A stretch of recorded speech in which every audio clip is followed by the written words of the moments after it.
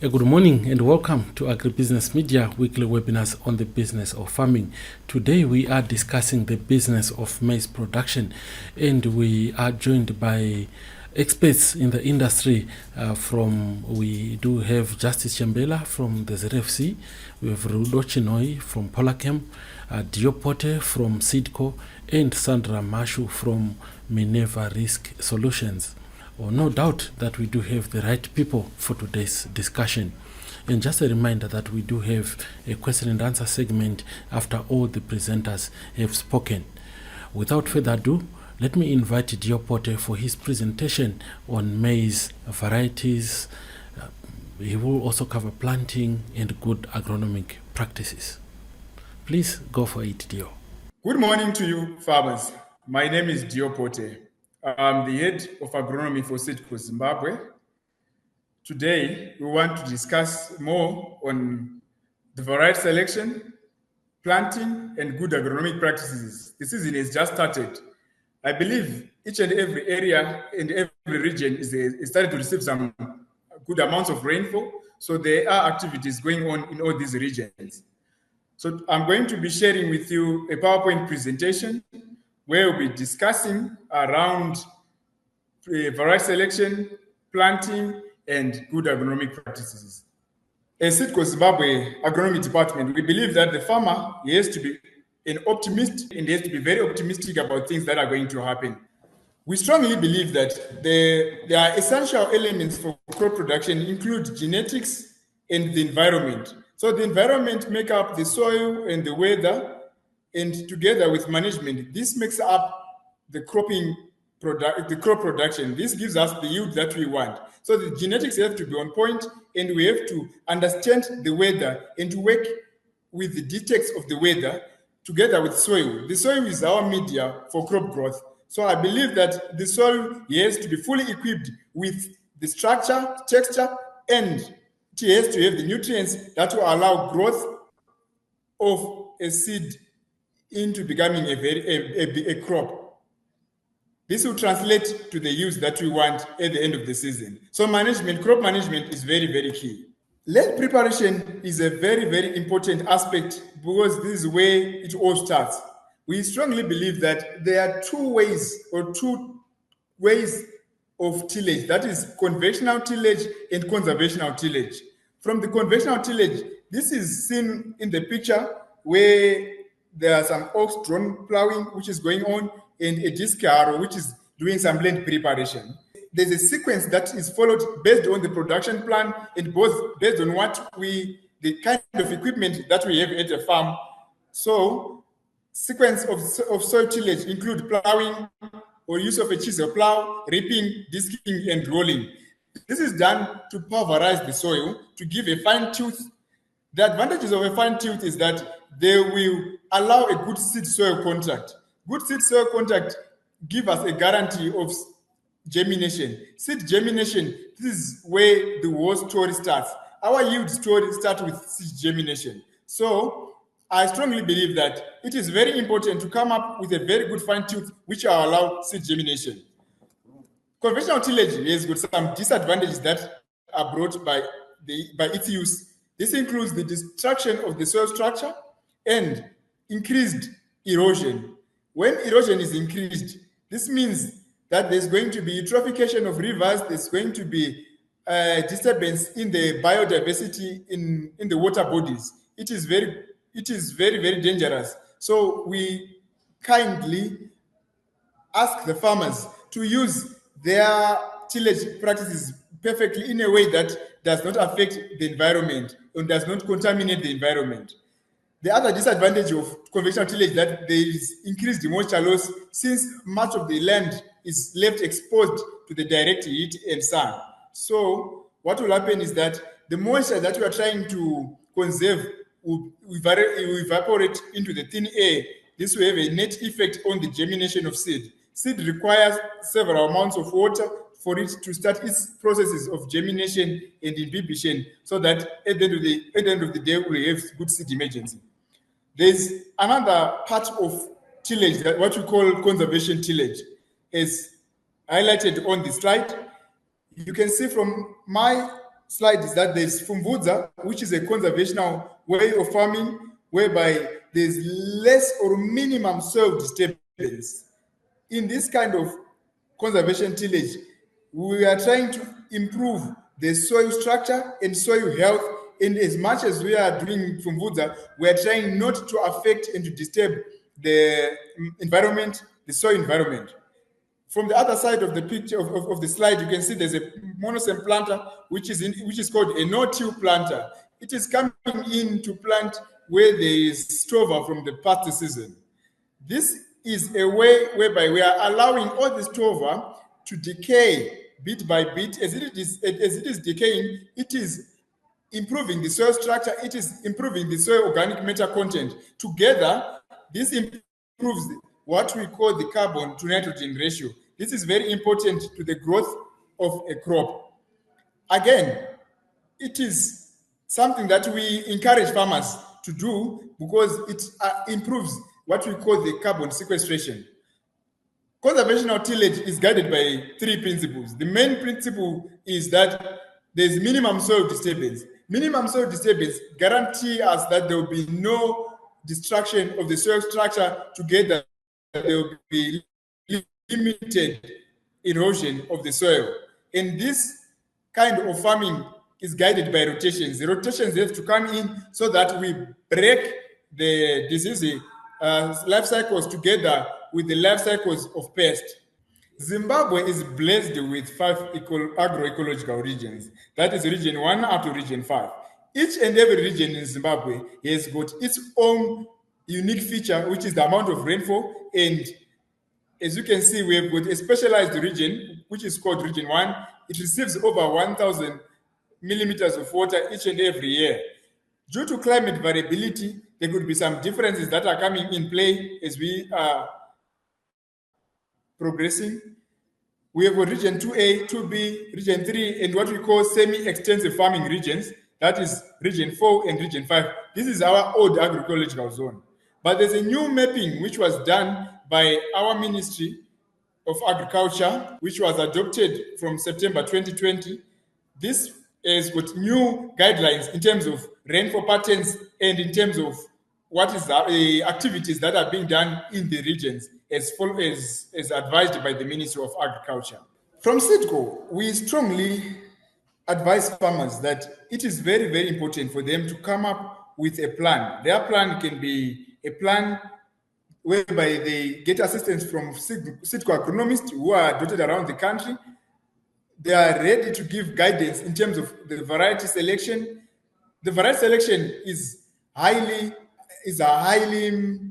attributed by the area, the agroecological zone where we are doing our operations, where we're doing our farming. So we select varieties based on the agroecological zones mapping, which was done in 2020 September by the Ministry of Agriculture. So one has to select a high-yielding variety that has good defensive agronomic traits and which is adapted to the climate and abiotic and biotic conditions. The climate is changing. There's climate variability, so we have to align ourselves and our farming operations with what the climate wants. We cannot go against the climate because we don't have control of the climate, but what we have control is how we can manipulate our farming environment by selecting the right seed variety and by doing good agronomic practices that will allow us to achieve our primary goal, that is food self-sufficiency for the country. So what guides us to select a variety? This includes the amount of rainfall that we receive. We need to have a seasonal forecast from the Met department. This gives us a clear picture or a clear indication of what can be done into the season as we'll be diving into the season. Right now, as we speak, all our activities have been Met department guided in terms of planning and planting operations together with spraying operations. It is very important for us to understand that the Met department plays a critical and a very crucial role in our farming. The Met department gives us the length of the growing season. We get to understand how the season is going to be in February, in March, together in other subsequent months. Our altitude and air temperature give guidance in terms of the type of variety that we select, because this strongly influence the days to maturity of a seed of a variety. So the altitude and air temperature plays a pivotal role in the selection of a hybrid that we intend to grow. Together, soil fertility and fertilizer application methods play a critical role as well when we are coming up with the kind of variety that we intend to grow. And together, there are some varieties which have got early maturity and some are late maturity varieties. So this is a bearing in terms of fertility management. Our high maturity varieties tend to require more because they are going to spend more time in the land, which ranges from 140 to 150 days. This is the 6th series up to the 7th series. Our planting data as well, they are highly influenced by the region where we are and the rains that we're anticipating to receive, together with whether we are doing dry land farming or we are doing irrigated farming. So the kind of production where we have will guide the planting dates that we can maintain. Plant density and extendability. These are attributes of the agronomic attributes of crops that we tend to be using. For farmers who are doing silage, they tend to have high plant density because they would want high yields since they are going to have the harvest of the green herbage. The biomass is what is more important to them. They've got a stage where they will start to harvest their crops. Then the general management of diseases is a bearing in terms of variety selection. We need to have our good management to be on point so that we can select a variety that we are able to manage. Other varieties might need more and extra care in terms because of the days to maturity they tend to take. SeedCo is happy to be introducing to you the ultra early maturity white hybrids. These are ultra early maturity varieties whereby they are high yielding varieties as compared to other varieties, to other early maturity varieties.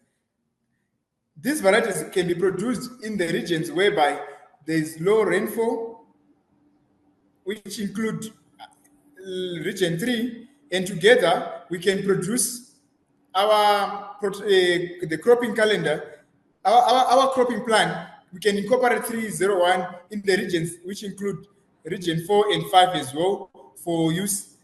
They've got a yield potential of up to 10 tons when planted at 53,000 plants per hectare. They have got some drought avoidance characteristics since they are able to escape drought due to their depth of maturity.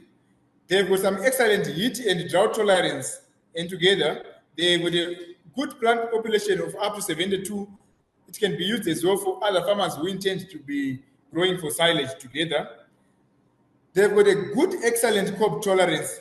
Cob tolerance. This is a disease that affects cobs. When we are approaching March, April, May, what happens with the temperature and the humidity? There is tendency of a build-up of cob diseases. So 301 has got good tolerance on cob diseases.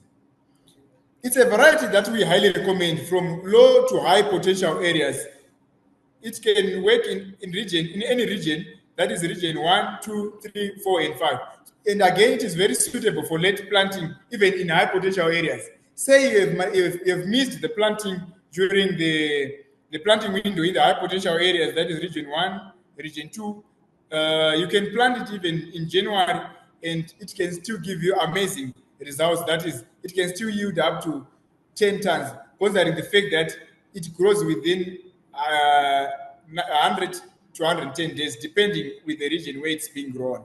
So at SeedCo, we have got another very early maturity white hybrid, which is called SC437. This is a very early white grained maize variety.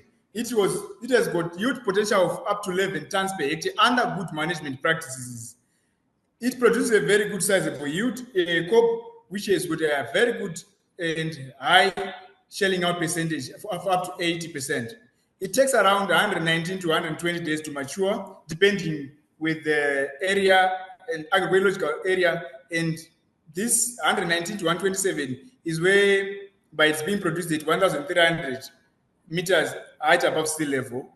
Farmers are encouraged to grow 437 because it has got good standability. It can withstand the population of up to 60,000 plants per hectare without having challenge to do with plant lodging. It's a semi-flint with white medium to white with it's a semi-flint with medium to fast dry down rate of around 1.5% a week. This is more to do with drying down so that we get up to the 12.5%. So it's another variety that can be used for the green mealies due to its days to maturity because it's a short cycle variety. SeedCo has got a 419 variety, which is an early, very early white maturity hybrid. It's one of the top yielders within the 400 series. It matures very early. It's a white hybrid, which takes around 120 days, depending with the region where it's being grown and depending with the heatiness of the land. It's the highest yielder, which yields up to 11 tons per hectare at 53,000 plants per hectare under good management. It can easily outcompete some of the 500 series hybrids. So if one is on point with the good agronomic practices, it is very possible for the farmer to reach up to 11 tons per hectare. It has got an excellent heat and drought tolerance together with good stability. SF419 has got a very fast dry down rate and it has that ability of dropping down the ear. This allows water not to enter in the core.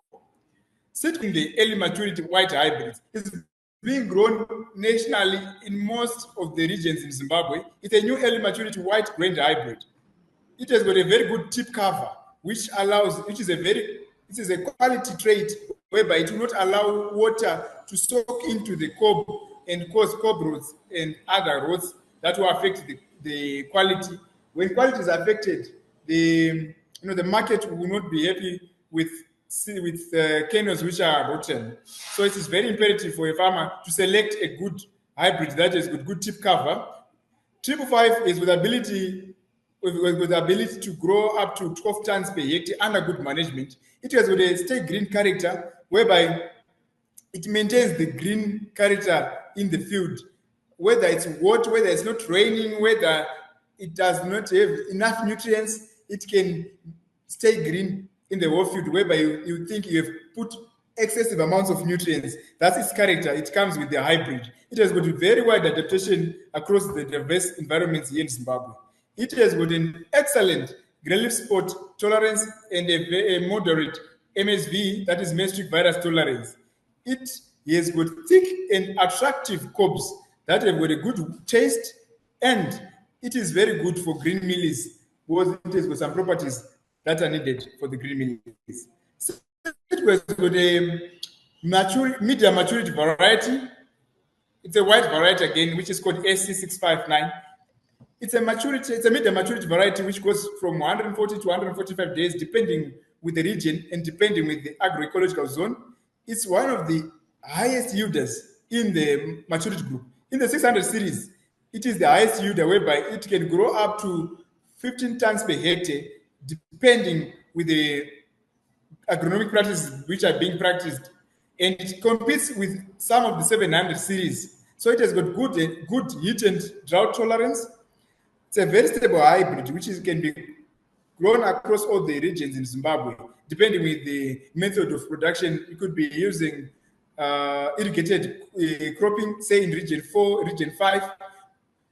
You can as well grow 659 there, and you can as well grow the other varieties, the high yielding varieties, which as well take long days to mature. It has got good crop tolerance, and together with the high shelling out percentage, which is high raw number, that is 16 to 20 rows under good management, and it has got very long cobs. The longer the cobs, the longer the number of the amount of kernels that we get. We have got another new variety which is called SC653. This is a medium maturity variety. It's a semi-dent grain which has got good adaptability and yield stability. It has got the yield potential of up to 14 tons under good management. SC653 has got good tolerance towards MSV and GLS together with cob rots tolerance. It has got a good dry down rate of around 1.7 to 1.8% a week. The three components, it has got three yield components, that is high shelling out percentage, high raw number, together with very attractive crops.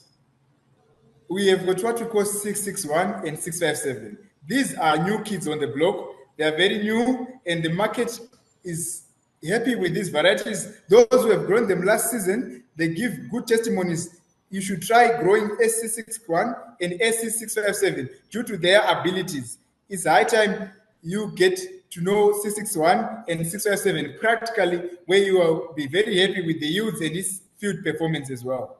So from what we are seeing, we've got what we have our iconography, whereby our 300 series are represented by a hare, a 400 series by a monkey, and the 500 by a zebra, and 600 by a lion, and 700 by an elephant. So we have got various ranges of varieties that are found within the 300 series, 400 series, 500, 6, and 7. Most of these varieties are bred based on the requirements of the farmer and to satisfy the market together, to make sure that the farmer produces at the best possible quality and get the best possible yield in the regions that they are farming. It's now time to plant. I would strongly encourage farmers to start planting in other areas.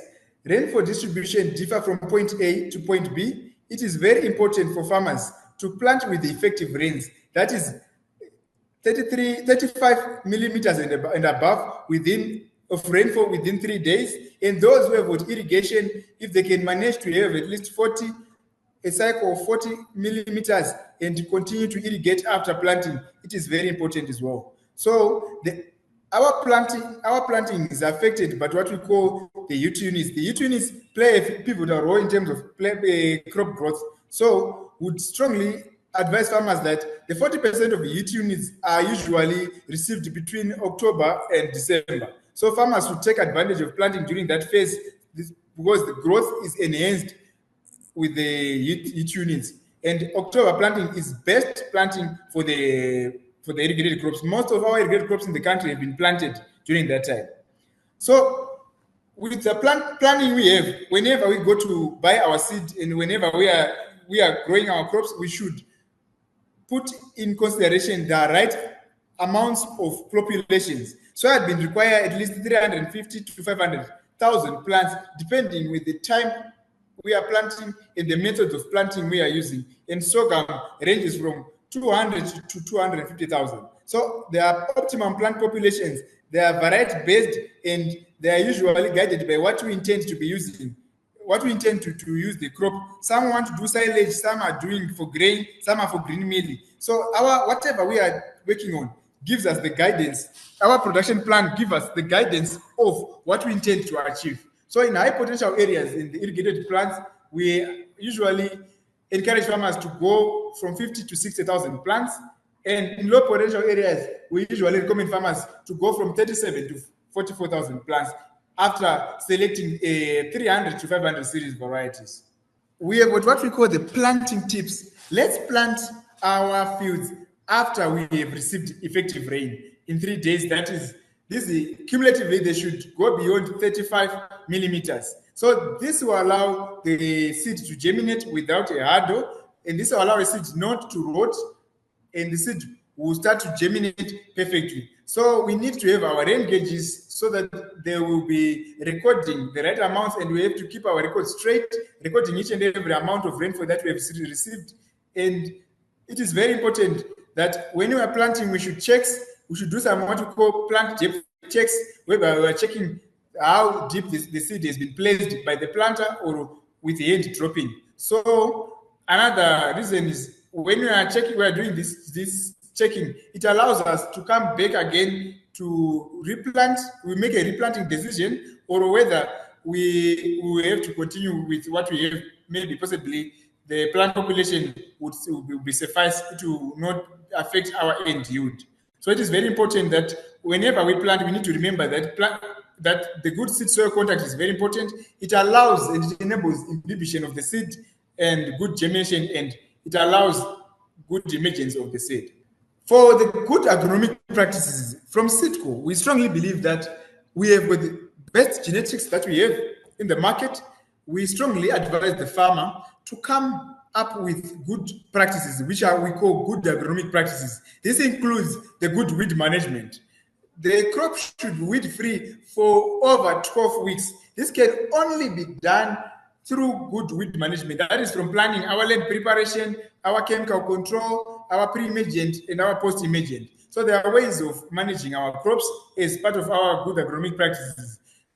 It is believed that, and it is scientifically proven, that 50% of the yield loss can happen in the first 5 weeks. So if we're not careful, we'll lose our yield in those first 5 weeks by the virtue that we are having yields playing around and having a feast on the nutrients, space, and water in our field environments. It is important for us to maintain our soil organic matter content. This can be done through regenerative agriculture, whereby we don't need to necessarily bend the stover. We need to improve the soil physical, biological, and chemical properties. This can be done through regenerative agriculture, through use of other techniques like Fumbuza Intwasa. They increase the soil fertility, soil structure, and they improve the biodiversity, the soil biodiversity. This allows the decomposition of the stover, and we constantly need to use fully decomposed manure. This will improve the soil organic matter content and the soil structure.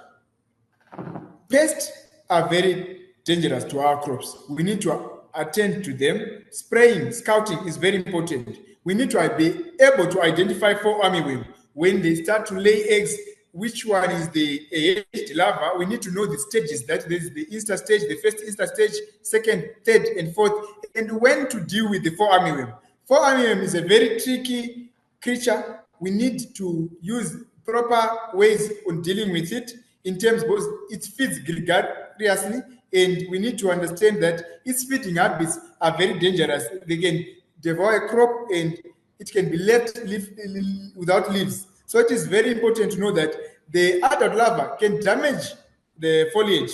Our foliage can be damaged by the larva, and it can damage the tassel. When the tassel is damaged, our pollination is affected, and crop filling is also affected. So we need to eliminate, and we need to control fall armyworm at every stage. That is from the two-leaf stage up to the crop filling and crop formation stage.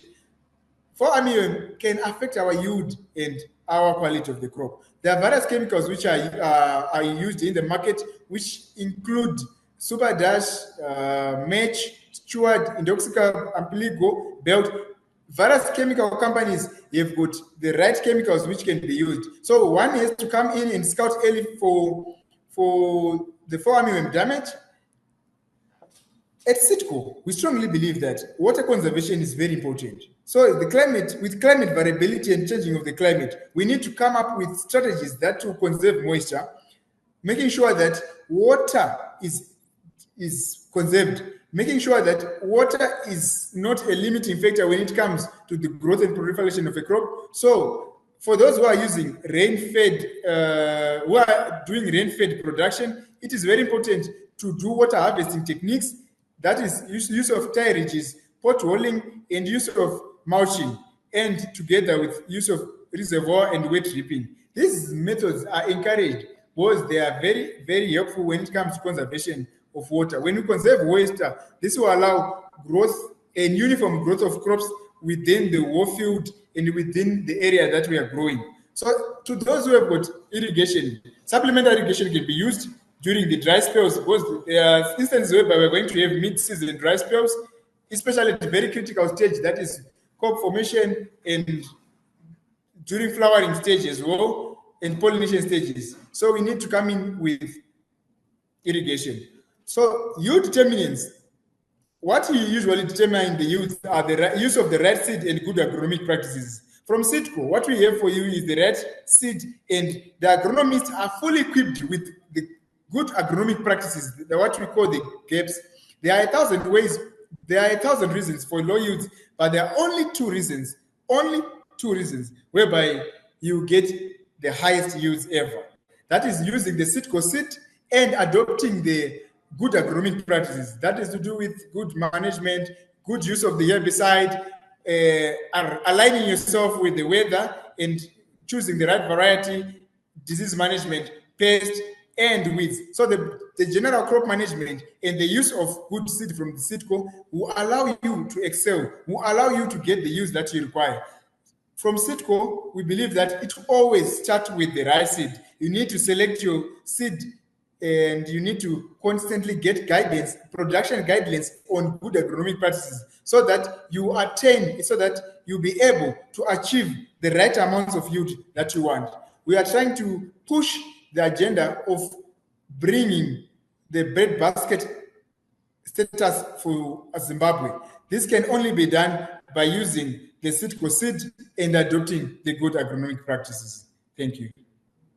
Many thanks, Dior, for such a wonderful and informative presentation. We really appreciate. Farmers, if you do have any questions for him, please do type using the chat function below. Next up, we do have Rudo Chinhoi from Polachem. Rudo will cover pests, disease, and weed management. Rudo, please go for it. My name is Rudo Chinhoi from Polachem Investment. I am the technical advisor. My major focus is on technical issues at Polachem, training farmers, visiting farmers, and also writing scientific papers. I'm going to be presenting on the maize crop protection on the Polachem side. Just a brief profile of our company. Polachem is a privately owned agrochemical. It is owned by two directors, Steve Fear and Stuart Jackson. 24 hours of service in the commercial farming sector. Our sales team is led by Mr. Martin Cook. There is Ray Young, Mike Turner, Asha Day, and Guy Padden. These are the guys who run our sales department.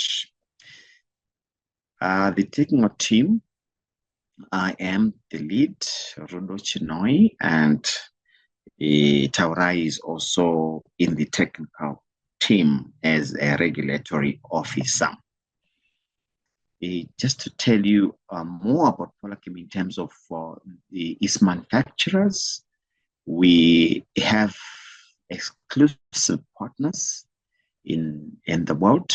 We are the exclusive distributor of UPL, South Africa and India, FMC, South Africa, US, Canada, Australia, Filagro, Sumitomo, Japan.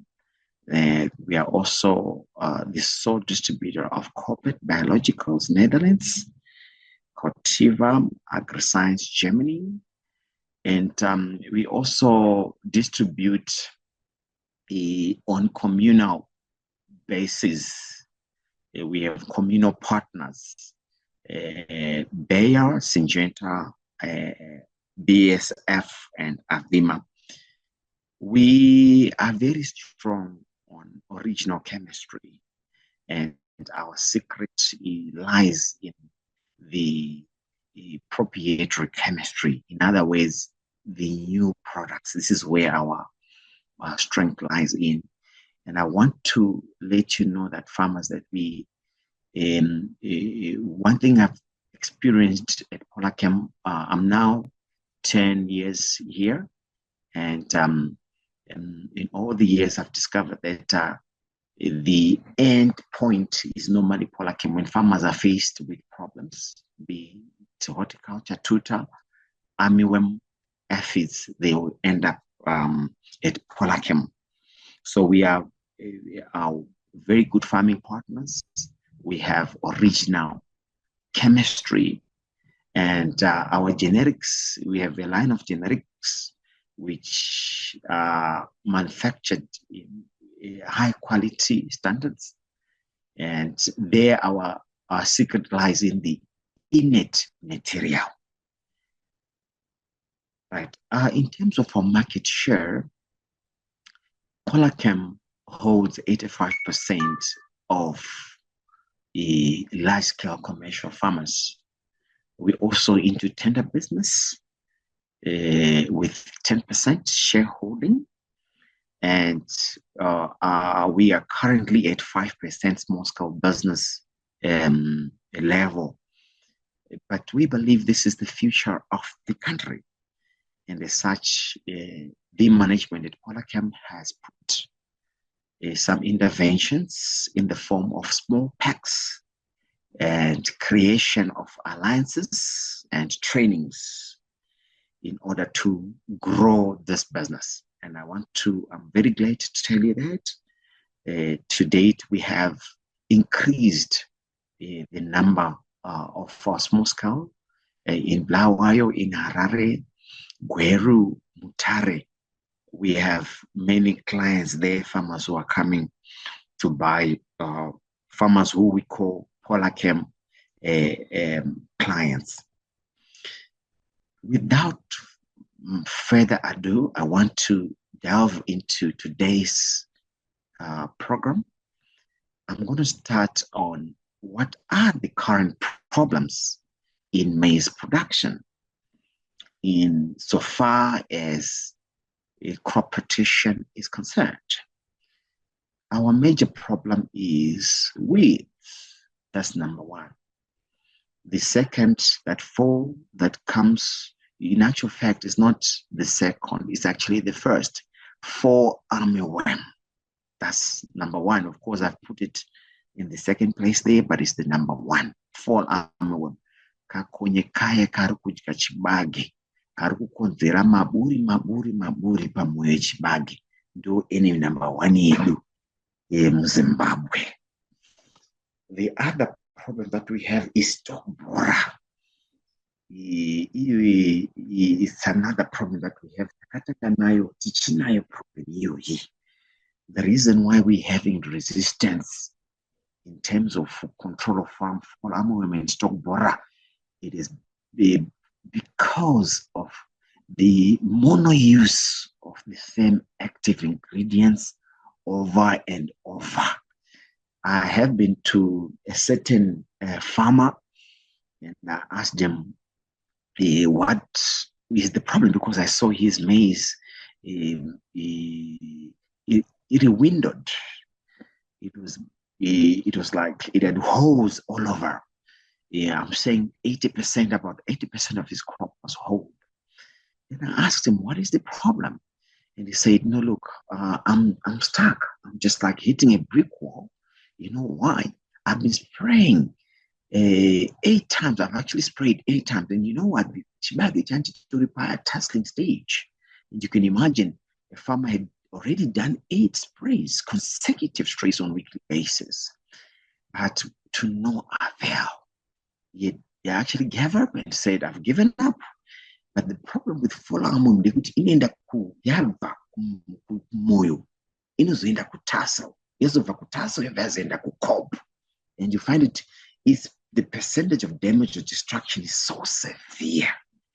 So farmers, this is our current problem that we have that I'm going to help to solve in terms of spraying program. The other problem that we're having as farmers in our fields is aphids. I had to notice my black aphids. I've seen these aphids. Please note, these are dangerous. They might look very innocent there, but I'll tell you, they're doing a lot of damage because I would sack nutrition. At the end of the day, you see the yield, the ultimate yield, which is what we are farming or what we are aiming for, reduce massively. So last season, I want to tell you, we had this problem with farmers Mashinji. Therefore, I'm going to discuss this today. It's going to be my area of focus today as well. Weeds, what do we have at Polachem? I've said at Polachem, we specialize in original chemistry. We specialized in bringing the best solution for farmers in terms of weed control, in terms of disease control, and also in terms of pest control. We have vision in our stock. This is a very convenient pack size for you. It's a herbicide, which is pre and post emergency. I want to tell you, my farmers, that during my entire life in agrochemical, which is actually getting to about 20 years, it's my first time, honestly, truth be told, to see a herbicide which can be applied that is immediately after you do your planting of maize, and also after your maize, yabuda, as what we call post-emergence as well. Right? You need to understand pre and post-emergence would have to change. When we're saying pre, we're saying pre to the weeds, pre to the weeds, pre to the crop. That is before the crop and the weeds emerge. When you say post-emergence, we are saying after the crop has emerged, and also a little bit of weeds actually leaky. That's what we call post-emergency. But of course, I'm just going to lie my focus on the weeds. In this case, how you spray your vision is you plant Chembela charcoal. Within 3 days, not even within 3 days, because vision is out of me. I'm within my pre-emergence, but yeah, now within 3 days. What you need for vision application, you just need water, you just need moisture. That's all you need. So don't worry about within 3 days of planting when it comes to vision. This pack size is very convenient to small-scale farmers. You can apply only 250 grams per hectare, you can imagine. And for most of us, we are using knapsack sprayers. You use only 30 grams, which is your cup number 30. You can imagine. Your cup number 30 into a knapsack, you are done and dusted. Then you spray immediately after your planting when there is soil moisture. Right? Kana zvanetsa mabasa akawanda unokwanisa kuapply your vision. We also advise you kuti aiwa, the door is not closed yet for this vision application. You can still come with the vision application, even Chembela chabuda. But what I really want to advise you farmers is make sure that your weeds are small. It's a combination of 2 active ingredients. One of the active ingredients, butter my grasses, and the other one, butter my broad leaves. So you have got an advantage. You butter my broad nema grasses together. Pakadiwa rimapo. Mushonga wakanaka that a farmer cannot miss to have. Please have this product. It's available at our pack house. It's 100 Lighton Road.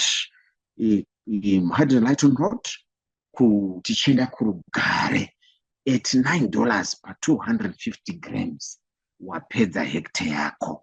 Please have this product as quick as possible. But I want to tell you about my experience with this product. After I apply nini, ndachida kutesta kuti inobata here inonzi barahanga shamba grass. Ndakaona ichibata riri diki diki, riri 2 weeks, barahanga redu shamba grass ne 2 weeks. Inobatwa nevision. Chimwe chinhu chinobatwa zvakare dzinoti wild sorghum. Wild sorghum iyo inobatwa zvakare nevision. Sandra Pote, torai herbicide E. Are we mixing in other whatever herbicide is a core product? It's good to go, ready to spray, and it's done and dusted. Right. Ndoenda panyaya yefora amwe ndanchitaura. Musho ndakutaura nyaya yefora. I'm not going to bother you in the life cycle. Zvakamira so. I'm just going to delve into the solution. How do we manage stock bora? How do we manage foliarmworm and stock borer? I've also tried to give like outline of how do you differentiate the stalk borer and fall armyworm? Stalk borer no butter pie. I'm going to share my notes on that, but at this juncture, because of the limitation in time, I'm just going to go on the control. How do we control fall armyworm? Right, this is your stalk borer. That's how it damages. Right, this is the life cycle of fall armyworm. To about 14 to 22 days. Don't worry about the adults and everything, but larval stage, damage farmers. You can imagine 22 is persistent, very persistent, long. About 6 instances per larva. Right. Chakakosha ndechekuti uyai nemishonga yenyu kasati kakura kari pa1st insta kakazoita pa5th nepa6th insta amuchakwanisi kuuraya fall armyworm yedu. Izvi ndo masigns aya. Chibage ichi hatina kuchitora pa-internet. Chibage ichi ndo chibage chandinoita pa-Research Center of Excellence here at Polachem. Farmers, if you want, you can come. You are free to visit us. It's number 12 Conrad Road head office. This is where our research center is based. This is where I'm also based as a technical advisor. I'm actually running this research center, and we have these pictures now. Just come now, anytime, maybe 2 weeks from now. You just come now. After 2 weeks, you actually be able to see this crop in this state. So I've done the trial in the cheetah seed dressing. This is what almost 2 months now. Chibage chapa 2 months. Right. What is very interesting is ndakadressa chikabage chimukona chakanzi collagen icho.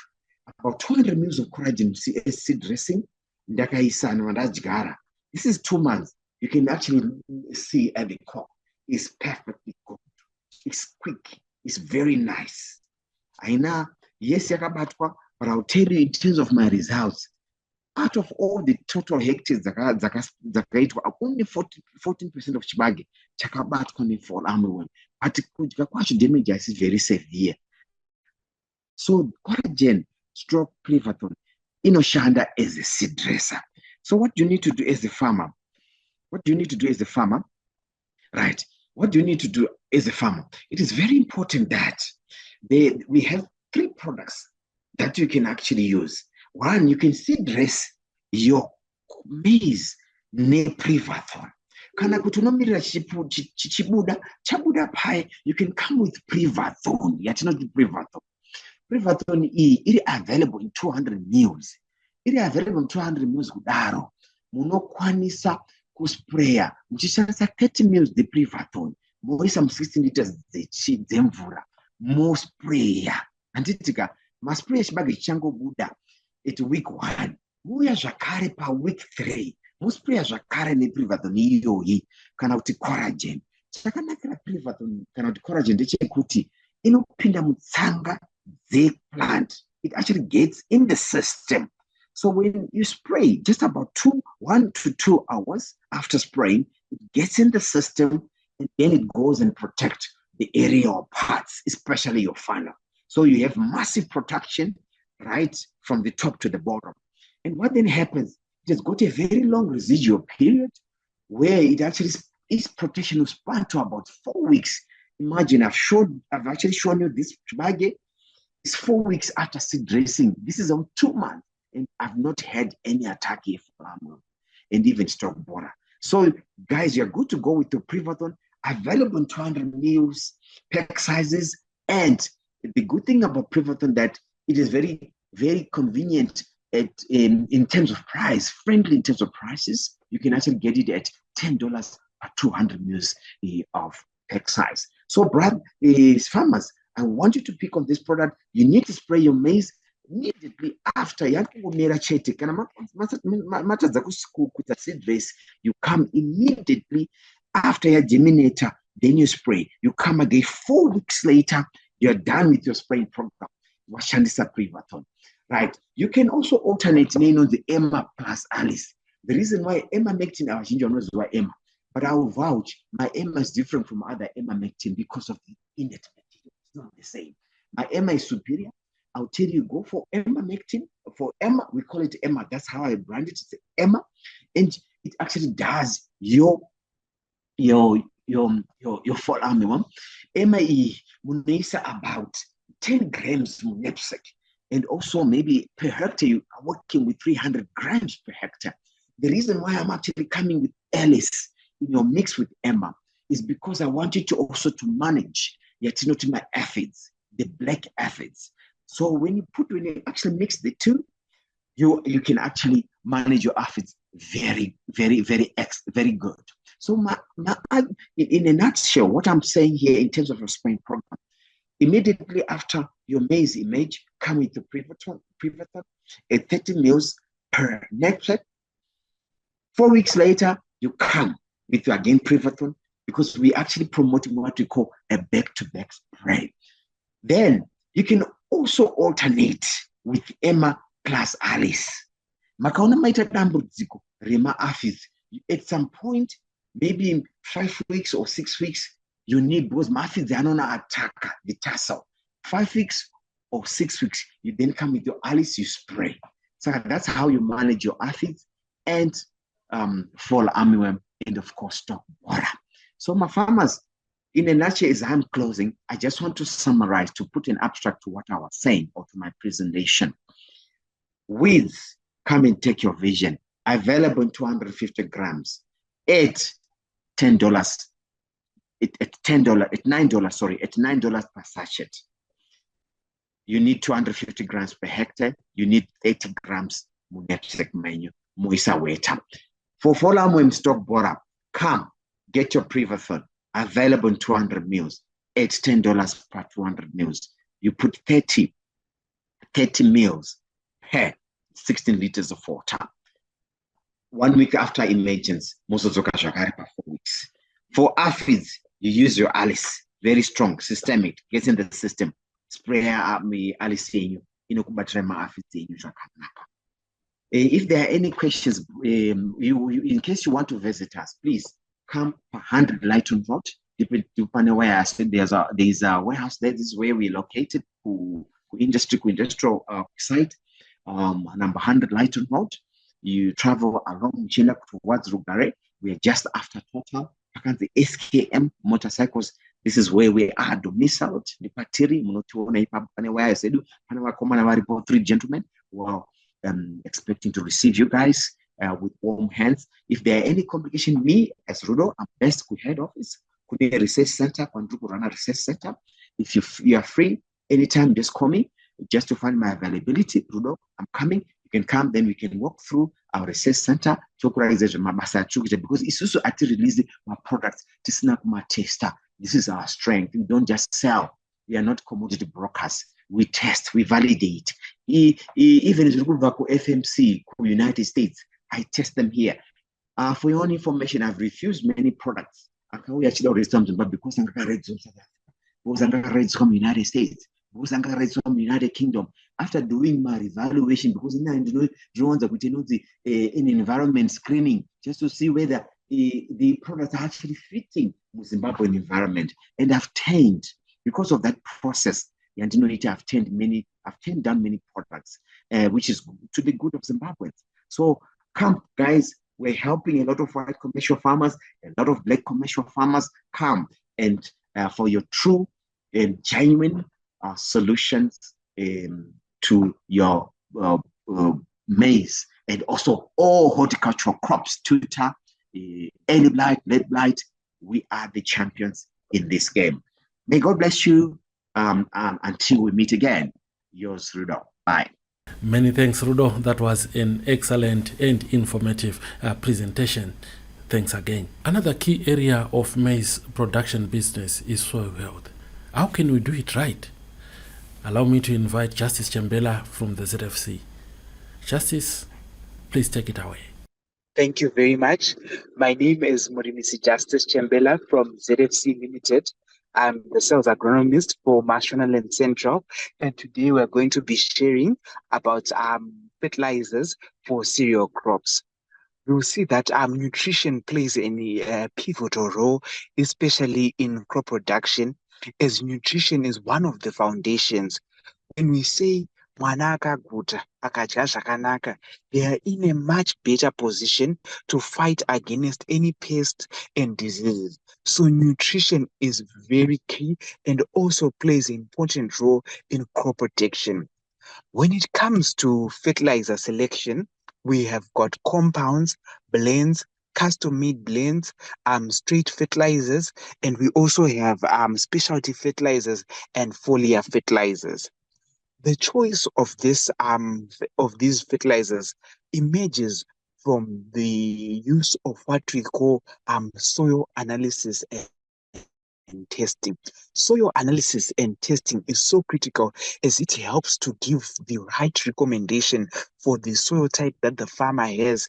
And rather than just basing on a general recommendation, the farmer can now make something that is tailor-made for their field requirements and also meet the deficiencies that are in the soils.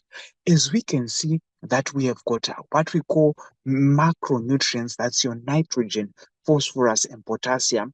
And we have got our secondary elements, that's your magnesium and your calcium. Then we've got our trace elements, that's your zinc, molybdenum, iron, and copper.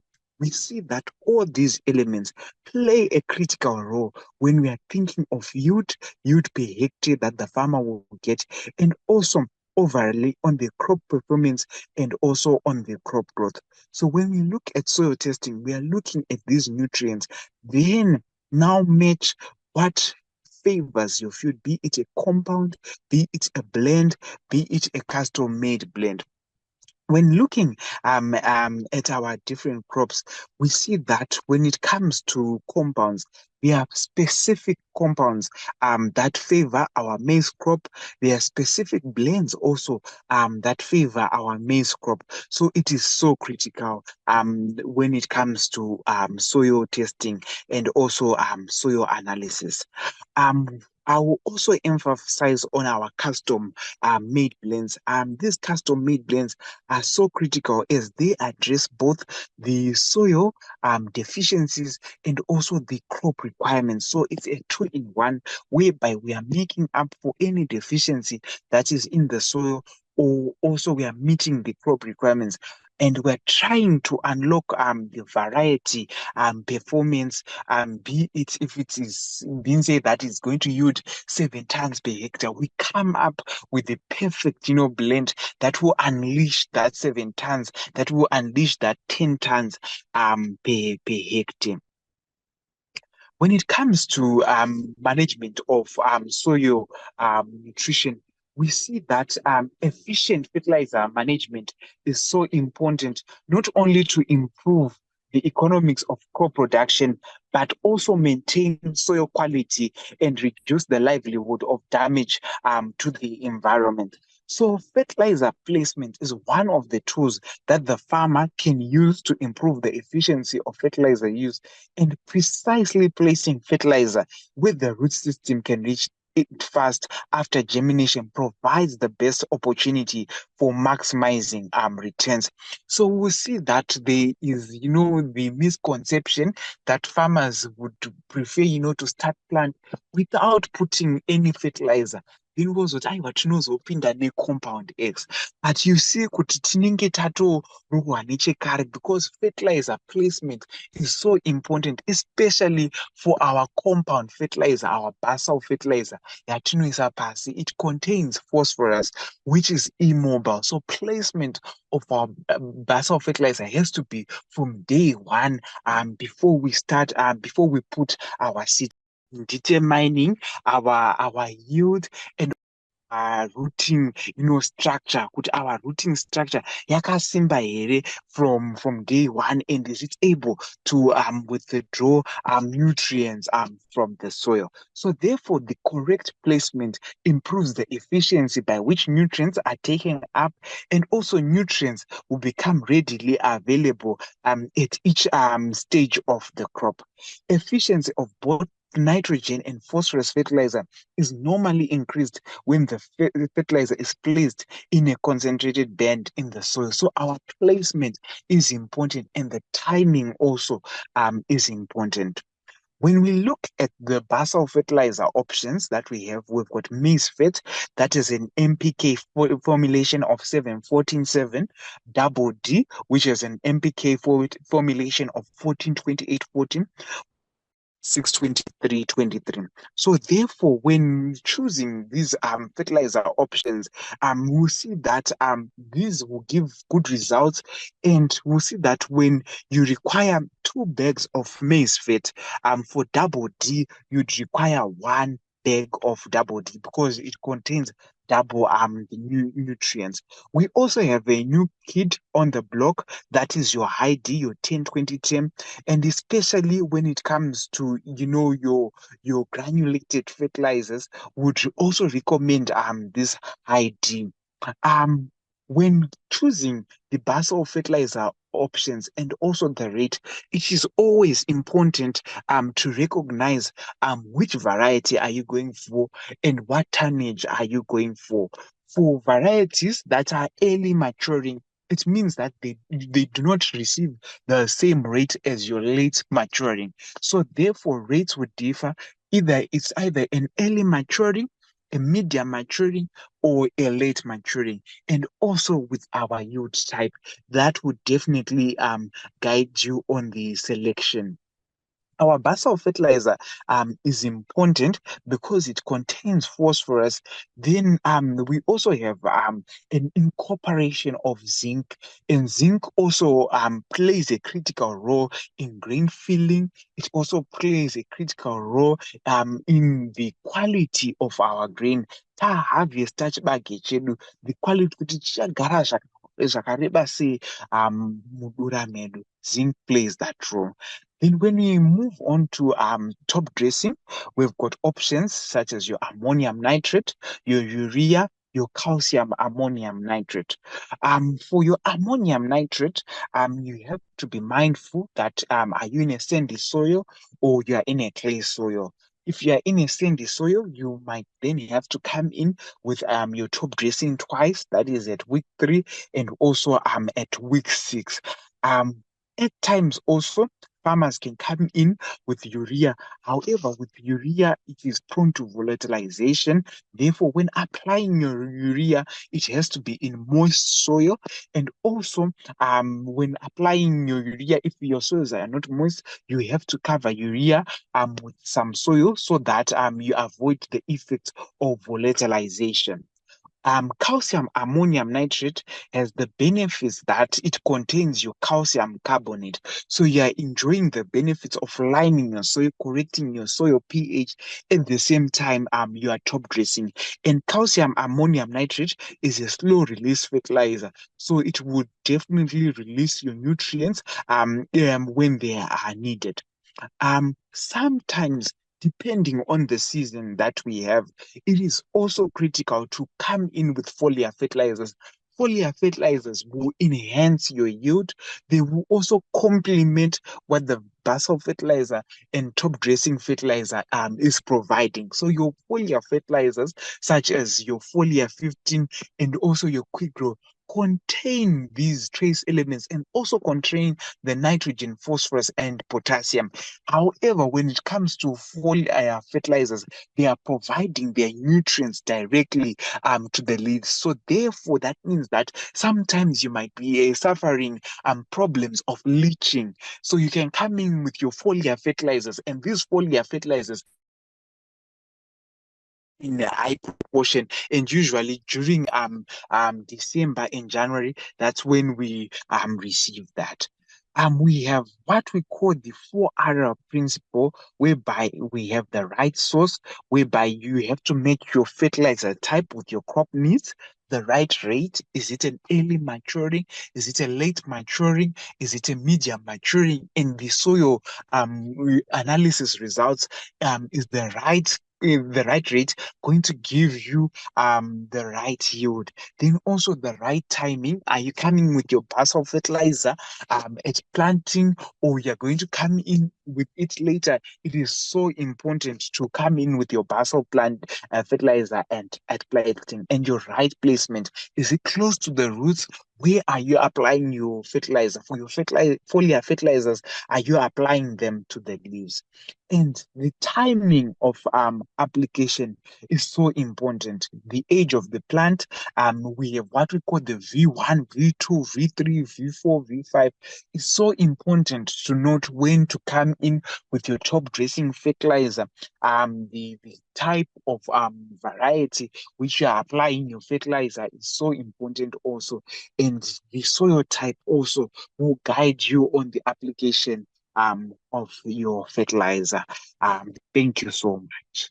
Thanks, Justice. That was a wonderful presentation. We've covered the production aspects of maize farming, but what can go wrong in maize production?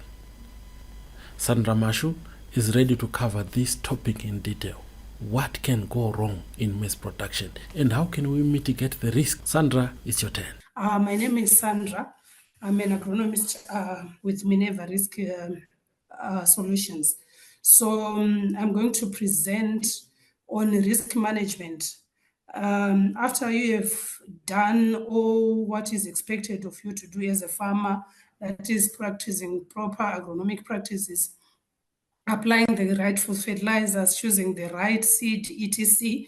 But there are some risks that are beyond your control. Those are the risks I'm going to talk about.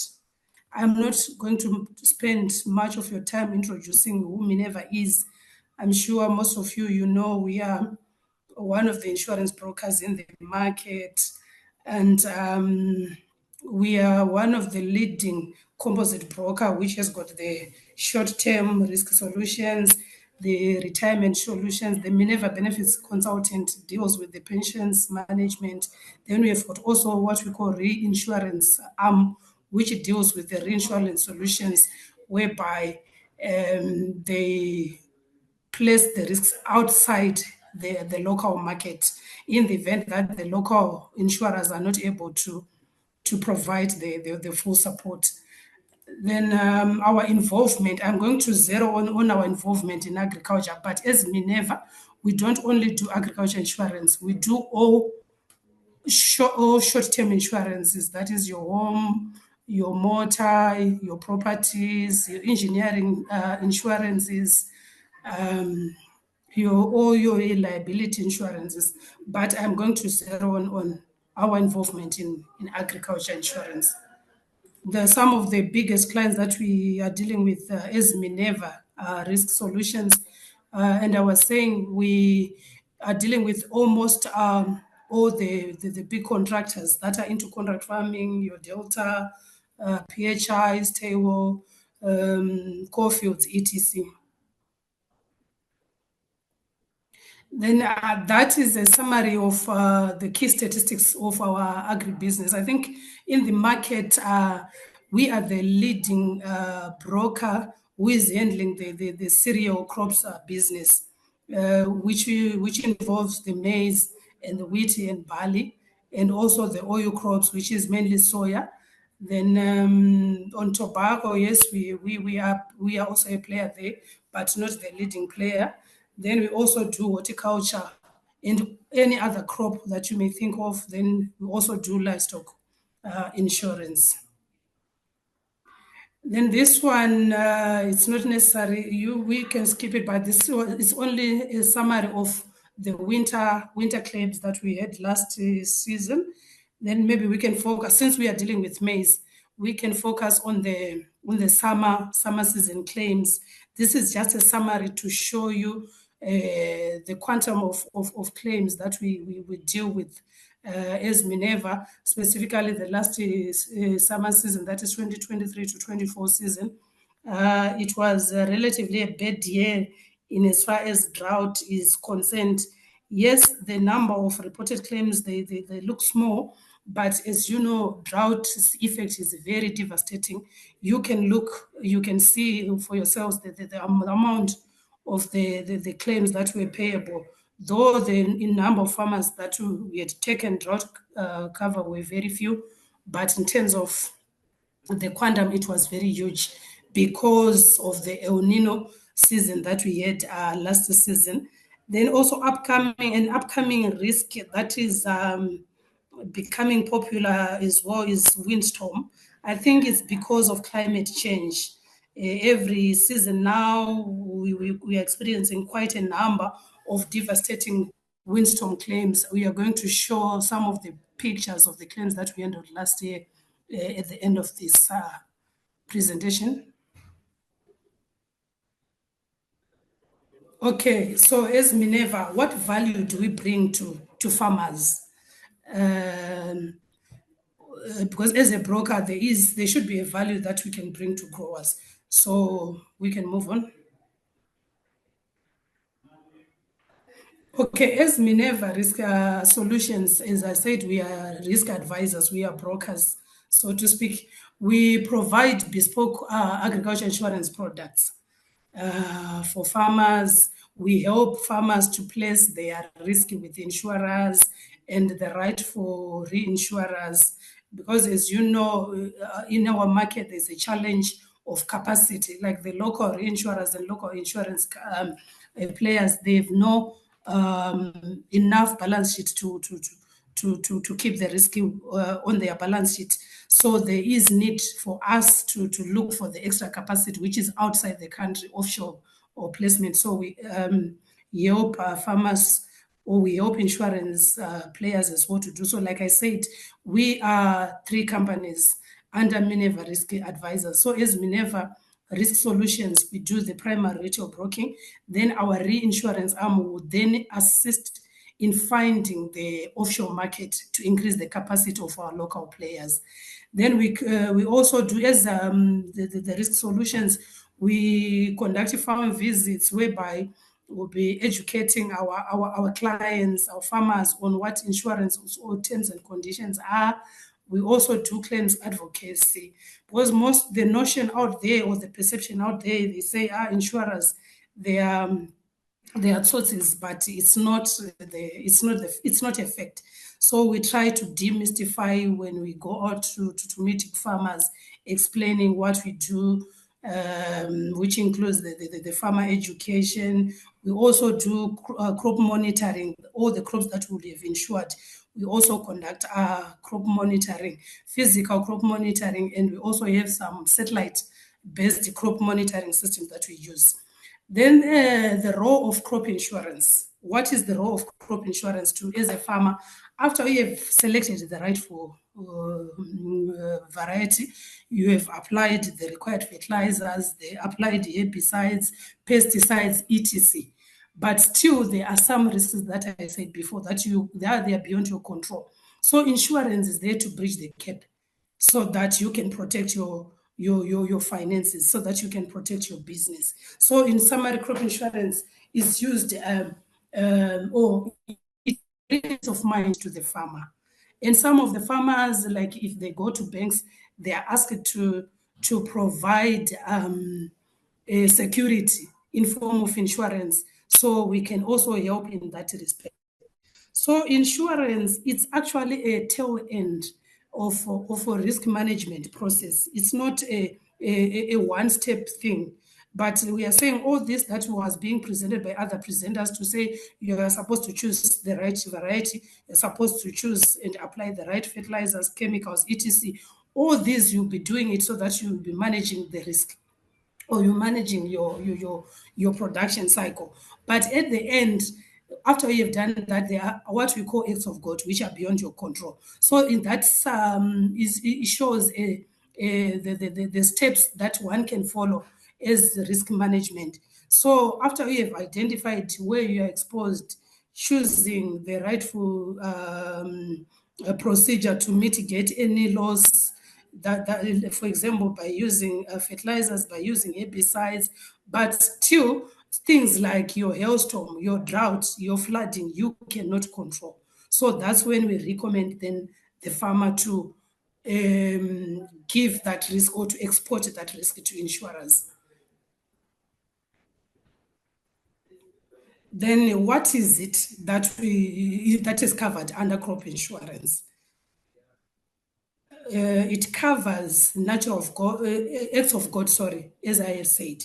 But the basis how you can then cover those acts of God, you can either to just cover your cost of production, or you can then cover your expected yield. So it's up to the farmer to choose the basis of cover that one he wants. On the input cost, we're simply saying what the value of the inputs that you're putting to produce your maize, then you cover that. We call it the sum insured. And that one, it doesn't cover you adequately because it doesn't factor in your potential profits. But in the event that you want to cover your potential profits, then you cover or you choose what we call yield-based insurance, whereby for you to come to with the value that you need to insure, you look at your hectarage, your expected yield, and your expected selling price, and then that you are incorporating your margins. Then that will be the basis of your cover. Then that basis of cover, that is the one that we use to calculate what we call premium. Let's say you have chosen yield-based cover. You have said your hectarage multiplied by your yield multiplied by your selling price. Then the rate that we apply, for instance, for maize, the rate is 1.6. So you say 1.6% of that is the premium that you are required to pay for that particular season. And that cover, or crop insurance generally, it covers a list. We call it a named peril policy. It just doesn't cover everything. There is a list of perils that we cover, and they are outlined on the next slide. Yeah, those are the things or the perils that are covered. So we are covering physical loss or damage to growing crops as a result of all those. So maybe another point to take note is this cover, it kicks in after the full establishment of the crop. Because there are some cases whereby, let's say, like what happened this season, there are some farmers who planted their crop with the first rains that they received, but it wasn't enough to make the crop germinate, and they lost out. And they then come to us to say, guys, my crop did not germinate, so can you compensate me maybe replanting costs? On that case, there is no crop insurance cover that covers such. It kicks in when the crop is fully established. We can move on to next slide. Yeah, so there are some information that is required. What is required from you as a farmer for you to be able to insure your maize crop, to be able to insure your soybean crop or whatever crop? What we simply need is just your farm name, your location, then your historical use for the past 3 years, then the variety, the production cost, that is in the event that you want to cover production cost. Or if you want to cover yield, we need the expected yield, then the selling price, then we give a quotation for you that you consider.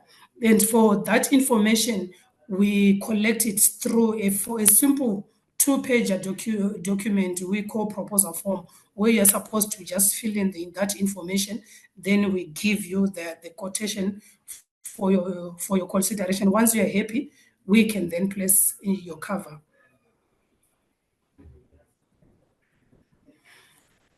Yeah, so like I said before, there are some typical incidences that we experienced.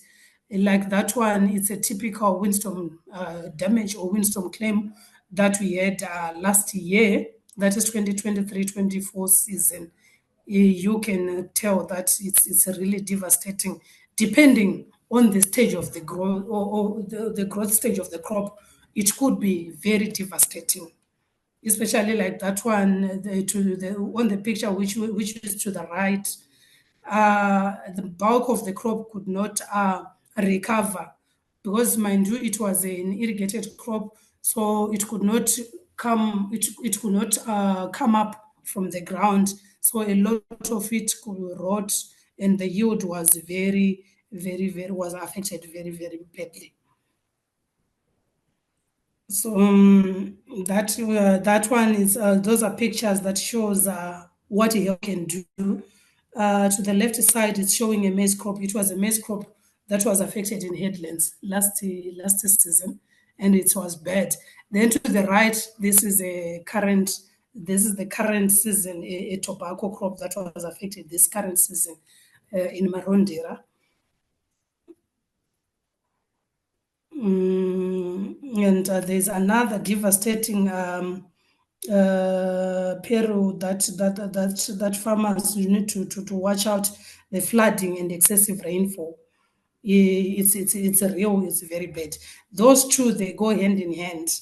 Like on those photos, you could tell that it was excessive rainfall. The drainage was, because the field has reached its field capacity, and this water could not go anywhere, and it just sits inside the field, and the crop was affected badly. Like this season, the production of lanina during the last half of the season, this could happen. So as a farmer, we encourage you to consider taking up such cover, so that you can cushion yourself in such of eventuality.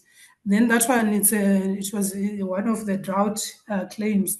But this picture was taken a long time ago. I think it was 2018. But last year, it was bad. It was actually better than the 2018 season. Because what happened this year, I think of the 5 big claims that we had for drought, I think 3 of them, it was a write-off when the crop was still just below tasseling stage, because the rains just went when the crop was about to begin tasseling, and it was a write-off. Some they couldn't do anything with that. The silage guys, they said, this crop is not ideal for silage, so it was really bad.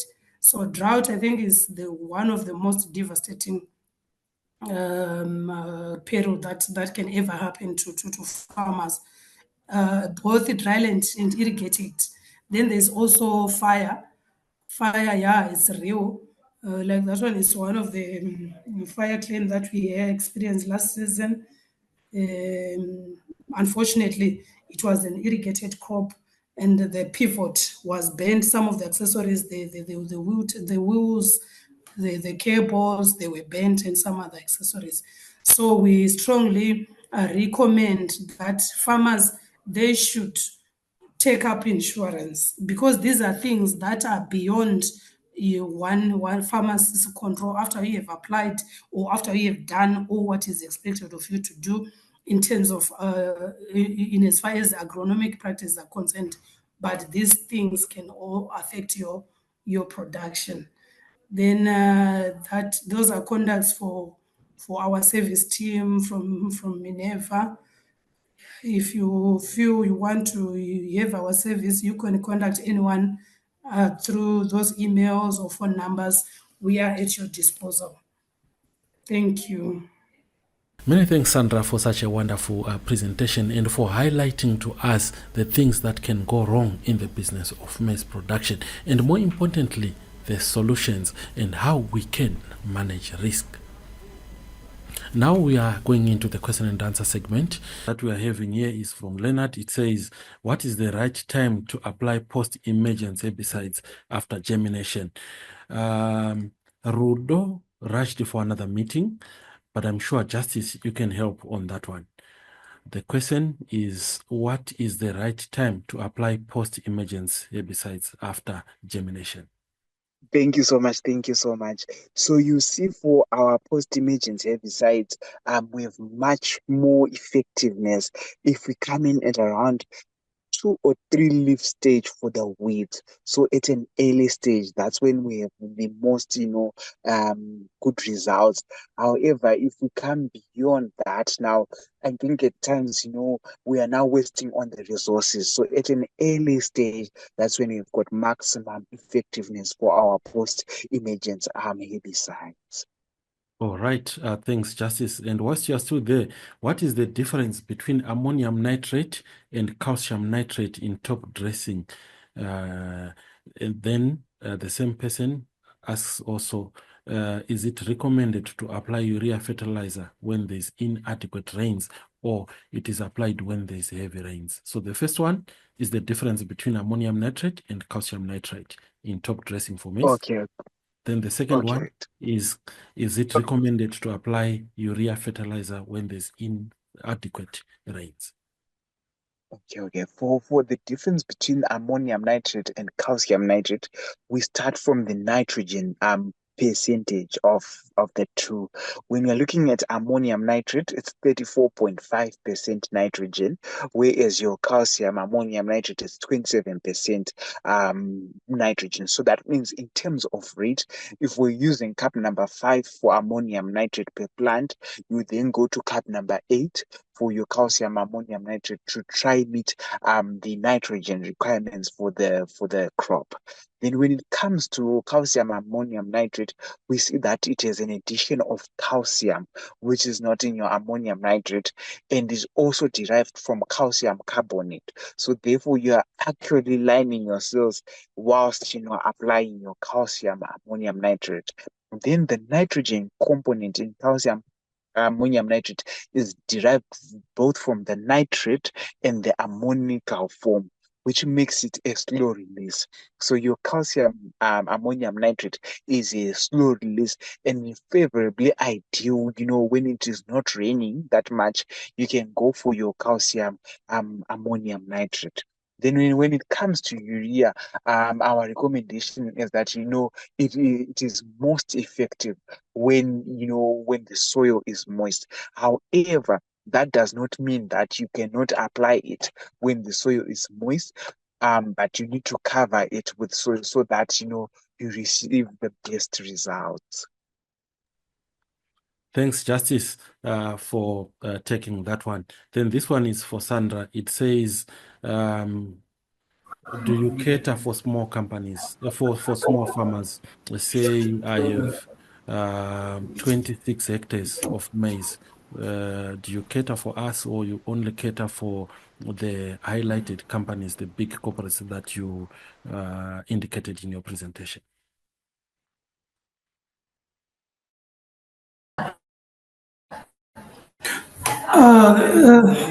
Thank you for we cater for all the growers, the small scale. Even if you come as an individual, as long as we agree on the premium payment, because as you know, the premium is required. Recently or mid this year, there was an SI that was promulgated by the government to say no premium, no cover. So once we agree on how you're going to pay the premium, then that's fine. We can give you cover. All right. Thanks, Sandra. Then on fertilizer application, Mr. ZFC speaker say, I like Tinasha, how you send that one. You mentioned top dressing at 3 and 4 weeks. When is it too late to apply if you happen to miss the schedule? Usually we say that at 6 weeks, that's the cut-off, that's the one that will contribute to our yield. So usually at 6 weeks, then probably we then just recommend you can come in with your foliars, because tsoro yese yield ndo painenge yatogadziriswa ipapo. Thanks, Justice. Then if I fail to apply basal fertilizer before planting, can I apply that basal fertilizer after germination of the crop? This is from Locadia. So yes, you can apply, but the placement is important. So you'd have to place it close to the roots. Then you'd see that this is like a tedious process, especially, if you're on a large, hectare. But placement is important, because if you just place it on top of the soil, that means after 1 year again, you still see that basal fertilizer unutilized by the plant root. So placement is important. You'd have to place it close to the roots and at an early stage, because the basal, the phosphorus is required at an early stage of development. Thanks, Justice. Then this one is for Sandra. It says, what are the cutoff dates for summer season insurance for maize?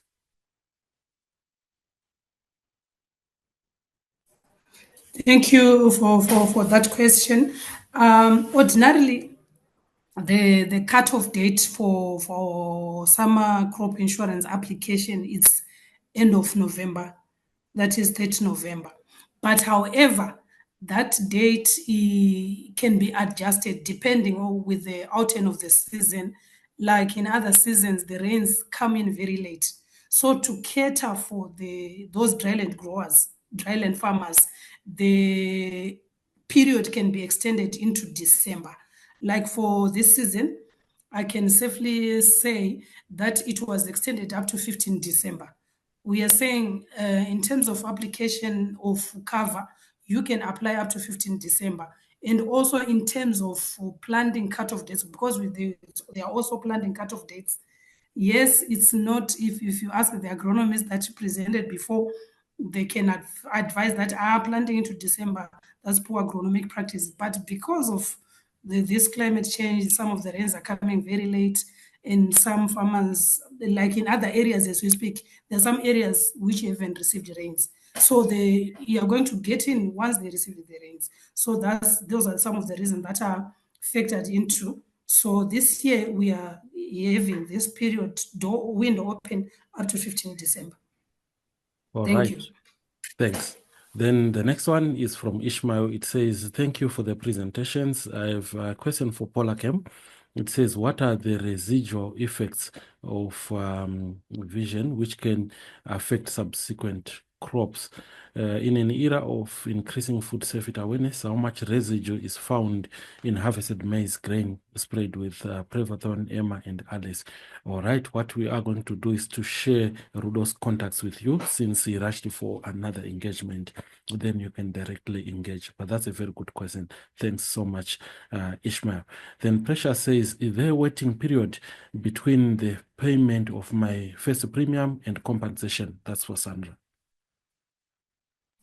Okay, thank you for that question. The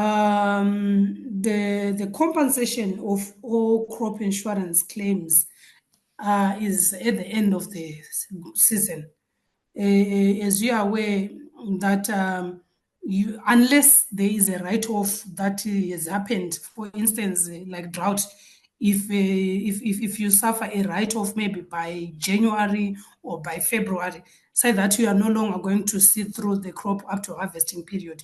Yes, that's compensation can be done mid-season.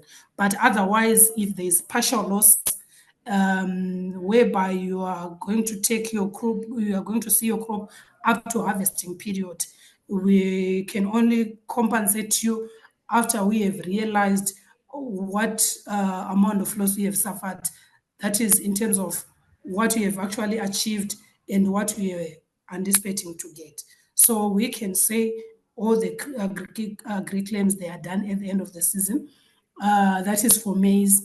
But for other crops like your tobacco, if you suffer whatever percentage of loss during the mid-season, now because the premiums are paid up front, compensation can be done even during the course of the season. So it depends with the nature of the loss that you have suffered. All right. I hope I'm clear. Thanks, Sandra. This one is for Dior Pote. It says, I'm planning to do maize in Bindura. What is the best variety? Dior also is left for another engagement. We are sharing his contact in the chat as well, so that you can engage directly with him. Then Mel says, thank you for the presentation. This one is for Justice. At what stage do I apply foliar fertilizers, foliar 15 and quick glow? Usually for our foliar fertilizers, we've got the quick start and the quick grow and the foliar 15. So for our quick start, you can come in at week 2 and week 3. Then for our quick grow, you can come in at week 4 and at week 6 and at week 8. Also, what will guide you on the foliar fertilizers will be the color of the leaves. If they are purple in color, That means we are lacking on phosphorus. So you can come in with quick start, which is rich in phosphorus. Then when it's raining, sometimes our color tends to be yellow. You can also come in with your foliar fertilizer. So even the color of the leaves itself will also guide you on the application. Thanks, Justice. Then is it good to apply calcium ammonium nitrate at first, then on second round you apply ammonium nitrate, or vice versa? What will be the impact on yield? This is from Leonard. It's all good. Just always be sure to be mindful of the rates. That is not the same rate for calcium ammonium nitrate and for ammonium nitrate. So always be mindful of the rate of application. You cannot just apply the same rate for AN, then the same rate for calcium ammonium nitrate. You definitely just have to be mindful of the rate of application. Thank you. Then we have Taku Mudumeni says, well articulated presentation. Thanks to all presenters. Question for Sandra. Do you also cover greenhouses? And what are the sizes required? For example, a small greenhouse. Do you cover greenhouses, Sandra? Yeah, thank you for that question. Yes, we do cover greenhouses, both the structure and the crop inside, if one desires to do so. So, in terms of the size, there is no minimum or maximum size that we can say we cover from this size to that size.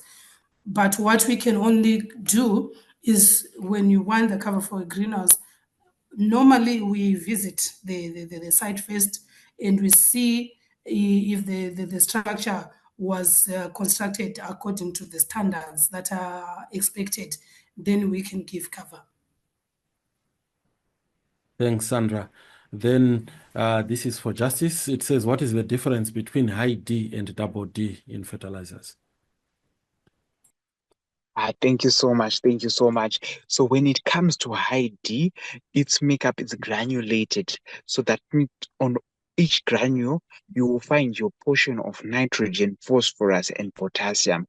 Whereas your double D, it's a blend. That means in that 50 kg, your nitrogen will be separate, your phosphorus will be separate, and your potassium will be separate. So that's the major difference. Then that means that in terms of uniformity, you would have much more uniformity for your granulated high D. Then when it comes to rate of application, a double D tends to be a bit cheaper as compared to your high D, because when you'd want to probably plant your 727, for your high D, for your double D, you'd use 4 bags, but for your high D, you'd go up to 6 bags if you're targeting probably 11 tons and above. Okay, thanks. Then Leonard here is a question. He says, why is double D not popular? Tried to purchase it this season and couldn't get it despite its economical benefits like low on transport and cost per hectare. I don't know if you can take that one, or they can get you later. Probably you can catch me later, then we can try and make it available for you. And also someone is asking for your contact details.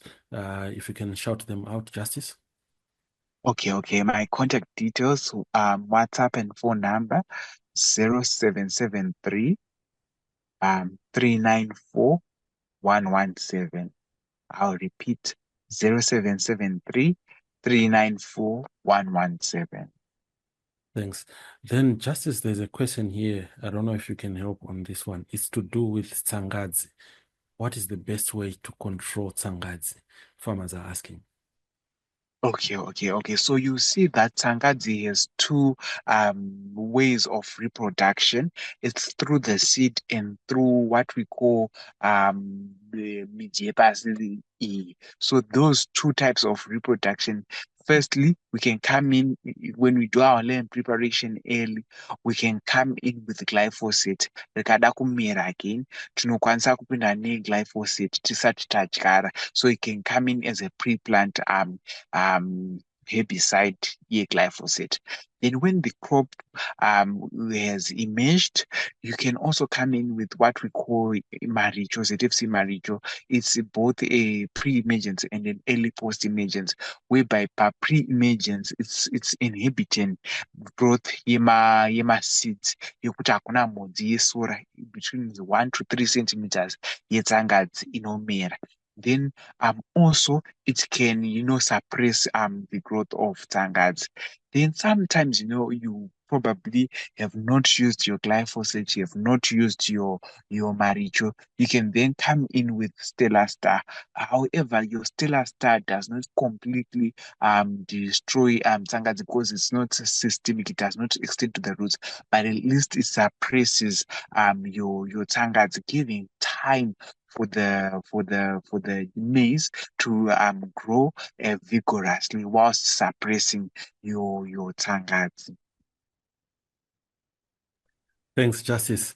And I have another interesting question for you here. It says, can I mix compound D and AN to make X fertilizer, which farmers in my local area are saying it's very effective? Is it recommended? Thank you so much.